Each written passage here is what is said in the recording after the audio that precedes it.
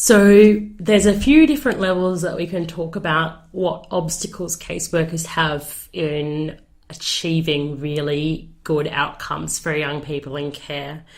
I want to say that there's systemic and organisational and then individual, because as you kind of go up the range of wideness that we're talking about, you can see how much the problems become less tangible and so much more subtle and so hard to rectify that there is no way to solve these problems other than just people slowly getting used to the idea that young people are worthy of respect over the course of a huge period of time.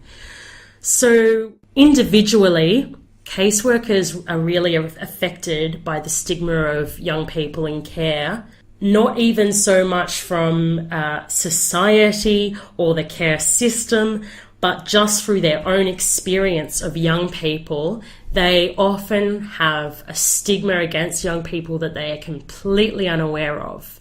One time I was struggling at school, and I had previously had a really good experience of a caseworker where I had told her that I was struggling at school, and she really helped me out so much.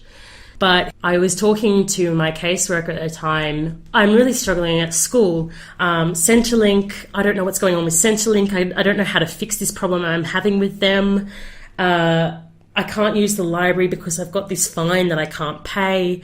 I'm behind in schoolwork because I haven't been attending classes because I have been having this really strained relationship with my housemate.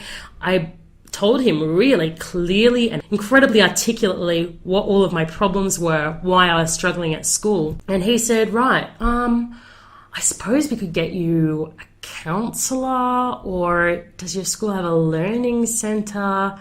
I don't know. I mean, how do you suppose you're going to fix that problem? And he said, but yeah, I mean, we could talk about a tutor. What year are you in? I said, year 12. You should know that I'm in year 12. I mean, you've been my caseworker for a good half a year or something, which is a lot longer than some caseworkers, but he had barely rung me. He had barely talked to me. I had just assumed that he would be helpful because other caseworkers had been, that I had rung him and done that so actively, so proactively, where most young people probably wouldn't. And I thought he would just be, excited that someone had rung him and that he could, help. But he said, oh, year 12. So does that mean that you've got your year 10, you've got your school certificate? And I said, yes. He says, oh, but that's great. I mean, you don't need to do year 12 if you're finding it hard. There's no reason for you not to drop out and take up a trade or go and do TAFE or, just start working. I mean, you've got a school certificate. Like, really, congratulations on doing that. And I never spoke to him again until I got a new caseworker. I was extremely insulted because if there was one skill that I had really done well, it was the academic stuff. I wasn't always able to go to school because of home issues, but when I did go to school, I always did well. And I was yelling at him. I went to the top selective school in the state. I'm not too stupid for year 12. You're too stupid to be a caseworker. I never want to hear from you again. And in retrospect, I can see that he thought that he was being kind to me by telling me how awesomely I had done for getting a school certificate.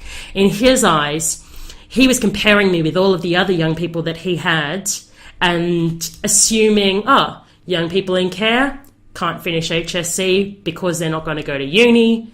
They often take trade certificates. They often become apprentices, or else they go straight into, working at Just Jane's or whatever.